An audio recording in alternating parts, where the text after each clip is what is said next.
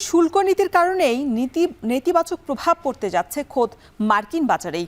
ব্রাজিলের ওপর 50% শুল্ক আরোপের ফলে দেশটির বাজারে কফি এবং জুসের দর কয়েক গুণ বাড়ার শঙ্কা দেখা দিয়েছে। এদিকে ওয়াশিংটনের সঙ্গে বাণিজ্য চুক্তিতে পৌঁছাতে না পারলে যুক্তরাষ্ট্রের ওপরেই পাল্টা 50% শুল্ক আরোপের হুঁশিয়ারি দিয়েছে ব্রাজিল। জাহানারা ভুইয়ার প্রতিবেদন। যুক্তরাষ্ট্রের প্রেসিডেন্টের ক্ষমতায় বসার পর বিশ্বের বিভিন্ন দেশের উপর সম্পূরক শুল্ক আরোপ করেন মার্কিন প্রেসিডেন্ট ডোনাল্ড ট্রাম্প। এ তালিকায় যুক্তরাষ্ট্রের অন্যতম প্রতিদ্বন্দ্বী ছিল চীন। দেশটির উপর সর্বোচ্চ 245% পর্যন্ত সম্পূরক শুল্ক আরোপ করে দেশটি। তবে চীনের সঙ্গে বাণিজ্য চুক্তির মাধ্যমে এই শুল্কের পরিমাণ 30% পর্যন্ত কমিয়ে আনে বেইজিং। চীনের পর এবার ব্রাজিলের ওপর চড়াও হয়েছে ওয়াশিংটন।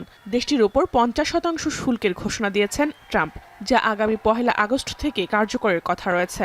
মূলত ব্রাজিলের সাবেক প্রেসিডেন্ট জাইর বোলসোনারোর বিরুদ্ধে অভ্যুত্থানের বাধা দেওয়ার অভিযোগে বিচারের মুখোমুখি করায় দেশটির বিরুদ্ধে পদক্ষেপ নেন ট্রাম্প। মার্কিন সেন্সাস ব্যুরোর তথ্য মতে ব্রাজিলের সঙ্গে যুক্তরাষ্ট্রের বাণিজ্য ঘাটতি রয়েছে প্রায় $7.4 বিলিয়ন। এ পরিস্থিতিতে ব্রাজিলের উপর যদি ট্রাম্পের আরোপিত 50% শুল্ক অব্যাহত থাকে, তবে এর বেশি নেতিবাচক প্রভাব পড়বে মার্কিন পণ্য বাজারে। বিশেষ করে কফি ও জুসের চড়া দাম গুনতে হবে মার্কিনদের। ব্রাজিলের বাণিজ্য মন্ত্রণালয়ের তথ্য মতে বিশ্বের প্রায় অর্ধেক কফির উৎপাদন হয় ব্রাজিলে, যার প্রায় 1/3 রপ্তানি হয় যুক্তরাষ্ট্রে।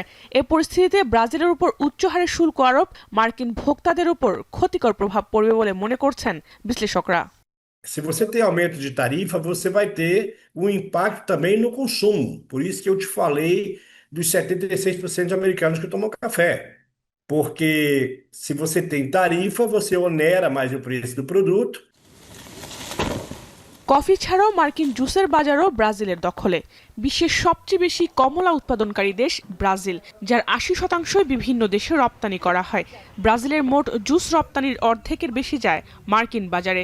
যদিও ফ্লোরিডা অঙ্গরাজ্যে কমলা উৎপাদনের মাধ্যমে জুস রপ্তানি কমিয়ে আনার চেষ্টা করছে যুক্তরাষ্ট্র, তবে এক্ষেত্রে সফলতা অনেকটাই অধরা। কারণ 2024-25 অর্থ বছরে যুক্তরাষ্ট্রের কৃষি উৎপাদনে ধস নামবে বলে পূর্বাভাস দিয়েছে দেশটির কৃষি বিভাগ, যা গত 88 বছরের তুলনায় সর্বনিম্ন।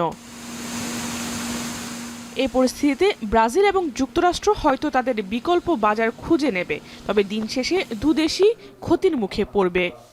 Com diversos destinos, diversos países, há que se buscar alternativas neste caso. Mas o que a gente entende, volto a dizer, é que com um pouco de calma, conversando, nem um lado nem o outro.